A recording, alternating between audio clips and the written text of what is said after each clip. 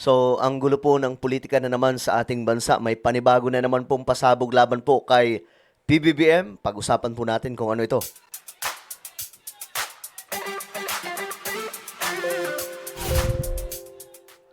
Alright guys, ito nga po mga sangkay, no?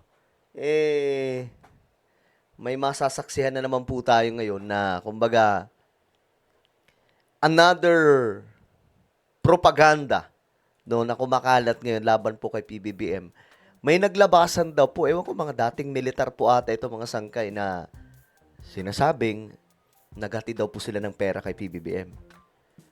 Well, tingnan po natin. Magkomento po tayo mga sangkay. Bago tayo magpatuloy sa mga hindi pa po dyan nakakapag-subscribe sa ating YouTube channel, makikita nyo po yung subscribe button sa baba ng video na to. I-click nyo lamang po yung subscribe, i-click ang bell, at i-click nyo po yung all. Sa mga nanonood naman po sa Facebook, i-follow nyo po yung ating Facebook page.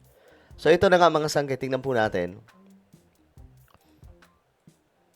Ito po yung lumabas kasi ng mga, ayan, mga retiradong mga marine po ata ito mga sangkay. Hindi ko alam kung mga totoo ba talaga ito o ano. Ayan po yung mga pagmumukha nila mga sangkay. Nagkaroon po ng press con kanina. Pinakita nila dito yung mga picture daw po na hinatiran daw nila si PBBM ng at saka si Romualdez daw ng mali-malitang mga pera. Ako mga sanggay, ang hirap paniwalaan kasi ani na mga Marcos ang pera. Sa sobrang yaman nila, aanhin na mga Marcos ang pera. Eh yung pera nga ng Pilipinas, barya lamang po sa kanila eh. 'Di ba? Dahil po sa Marcos wealth. Ito pero picture lamang po ito. Wala po ditong Bongbong Marcos na makikita. Ngayon, tingnan natin yung update tungkol dyan. Ito, kinumpirma ng dalawang dating security personnel na nang nooy ako Bicol Party List na si Representative Zaldico ang naunang pahayag ni retired Marine Orly Gutesa tungkol sa umano'y mali-malitang pera na dinala sa bahay ni Pangulong Ferdinand Marcos. Ito po. So, ayan. Meron kaming group chat sa team namin kay Boss Saldico. Doon pinopost lahat kung saan magde-deliver, kanino at kung ilang maleta. Alam niyo maganda to mga sangkay kung mayroon pa pong hearing po sa Senado, sa Senate Blue Ribbon Committee. Ipatawag tong mga to kasi doon natin malalaman, kagaya ni Orly Gutesa, 'di ba, na booking na gawa-gawa lamang po yung kanyang statement. Kasi kapag ka na-interrogate na po yan, mga sangkay, natanong ng paulit-ulit, malilito yan, at kapag ka nagsisinungaling, lalabas at lalabas yung totoo dyan. Eh, yun ang nangyari kay Gutesa. Kaya hindi na po pinakita mga sangkay, di ba? Hindi na po inherap siya. Hinahanap po nila Lacson, mga sangkay, hanggang ngayon, wala na. Nakapag-deliver po kami ng 41, sa 41 Forbes po. Meron din po sa Ilocos, kasama po si Saldi, Congressman Saldi ito. Sa Ilocos, 5 maleta po. Para po maklaro lang, no, nag-deliver sila sa Ilocos Norte, sa Paway, sa bahay mismo ni BBM. Okay, yun po yung mga pasabog nila. Sige, tingnan natin. Basahin natin. Si Gutesa ang dating Senate witness na nagsiwala tungkol sa umano'y mali-malita. Okay, ito na. Tingnan natin dito sa baba. Sa ginanap ng press conference nitong Martes, so ngayon, February 24, sinabi ng isang dating security personnel na may group chat daw sila, mga sangkay. Okay? Sabi dito, meron kaming group chat sa team namin kay Boss Saldico. Doon pinopost lahat kung saan magdi-deliver, kanino at kung ilang maleta. Nakapag-deliver po kami sa 41 Forbes po. Mayroon din po sa Ilocos, kasama po si Kong Saldi. Sa Ilocos, 5 maleta po, dugtong naman ng isa pang security personnel. Paglilinaw naman ni Attorney Levy Baligod para maklaro lang, no, nag-deliver sila sa Ilocos Norte, sa Paway, sa bahay mismo ni BBM.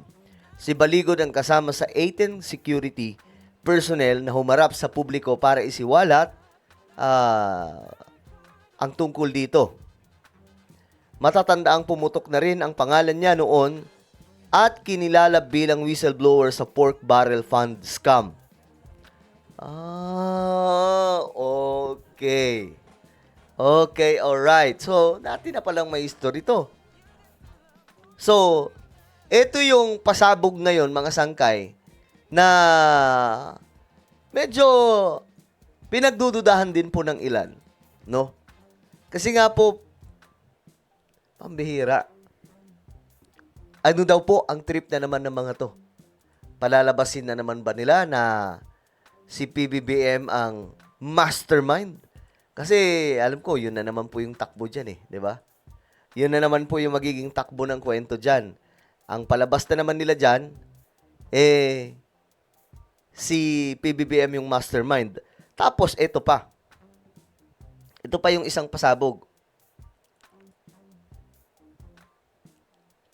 Ayon po dito, isiniwalat sa publiko ng tumayong abogado ng dati umanong security personnel ni Zaldico na tumanggap umano si dating Senador Antonio Trillanes IV ng hanggang humigit kumulang 112 million o 2 million US dollar sa nasabing dating mambabatas para sa pag-aasikaso ng pangangailangan ng International Criminal Court investigators. Yun ang isiniwalat. Pero hindi ko alam kung meron po ditong mamaya tingnan natin kung meron na pong isiniwalat si Trillanes. Ayon sa isinagawang press conference ni Baligod kasama ang 18 na mga nagpakilalang dating security personnel ni Ko. Ano ba to mga sangkay? Mga dati ba tong sundalo? Nakalagay dito dating security personnel ni Ko sa Club Filipino Green Hills nitong Martes. Sinabi ng abogado na kwento ng mga nasabing dating bantay ni Ko ang umano'y importanteng operasyon ng ICC investigators sa loob ng bansa. Meron silang mahalagang napansin na obserbahan at alam sa kanilang personal na pananaw dahil nasali sila sa isang importanteng operasyon. Pagkukwento ng abogado, nasangkot po o nasali ang mga sundalo natin sa ginawang operasyon ng ICC investigator. Sa Pilipinas, unang dumating ang mga ICC investigators sa Pilipinas noong December 2023. At bago mag-December 2023, ay inutusan sila na magpapalit ng peso to dollars. Pera po yun, mga sangkay. Okay. Ani Baligod, nakapagpapalit daw ang nasabing mga dating security personnel ni Ko nangaabot sa kabuuhang halagang 2 million mula 2 million US dollar to mula sa dalawang maleta na may lamang 56 million bawat isa para umano sa pinaghahandaan nila noong sa pagdating ng tinatawag nilang mga foreigners.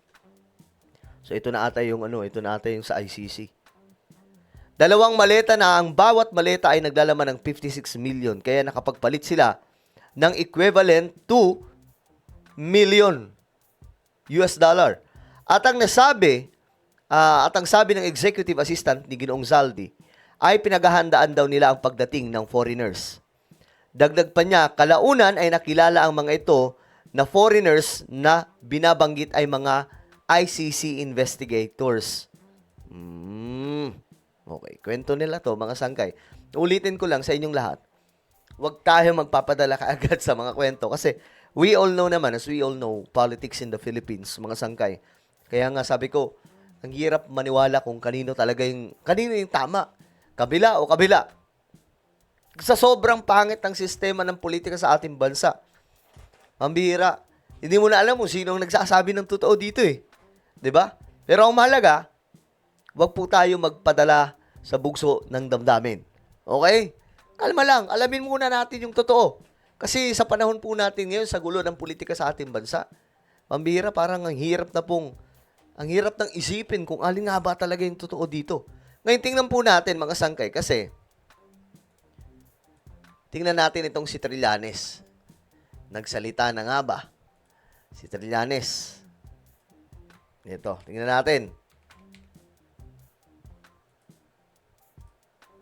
Tingnan natin yung kanyang Facebook page. Ito.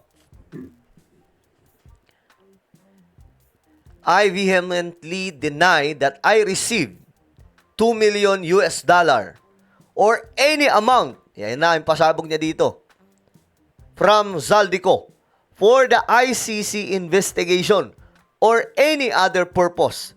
This is an attempt to discredit the ongoing ICC proceedings against Duterte. I will be filing cyber libel cases against Levy Baligod. Ito na, Mike Defensor. So ito yung mga papailan, no? Jay Sonsa and 18 former soldiers and all those who are maliciously circulating this blatant lie. This is not new to me. I will not be distracted. Hahabulin ko kayo. Ito yung saad po, mga sangkay ni Trillanes. Hahabulin daw po niya itong mga naninira sa kanya. Kasi para sa kanya, mga sangkay, paninira lamang po ito. Hindi daw po ito totoo. Yan po yung kanyang sinabi. Kaya tayo, kalma lamang po tayo. Hindi, manghirap na po maniwala, di ba?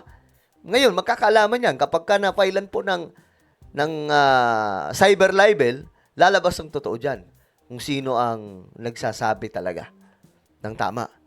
Kasi madaling magharap po ng mga mga kagaya nito. Nangyari na po yan noon, di ba? Noon, ginagawa din yan po yan kay Duterte. Ginagawa din po yan sa ibang mga presidente. Kaya, ang hirap po paniwalaan ng mga ganitong klaseng paandar. Pero kayo mga sangkay, kung tatanungin ko kayo, naniniwala ba kayo sa pasabog ng mga ito? Ayan po. Ako mga sangkay, kung pwede lang, sana iharap to doon sa Senado. Kasi pag nagisa to, magkakaalaman kung anong totoo. Nangyari po yan kay Gutesa, di ba? Madali mag-picture kasi ng ganyan Ang bihira sa panahon po natin ngayon. Alright, so, ano po ang inyong opinion? Comment down below. Meron po tayong YouTube channel. Ito po ay Sangkay Revelation. Hanapin nyo po ito sa YouTube. Ngayon din, kapag nakita nyo na, i-click nyo po yung subscribe, click ang bell, at i-click nyo po yung all. Ako na po ay magpapaalam. Mag-iingat po ang lahat. God bless everyone.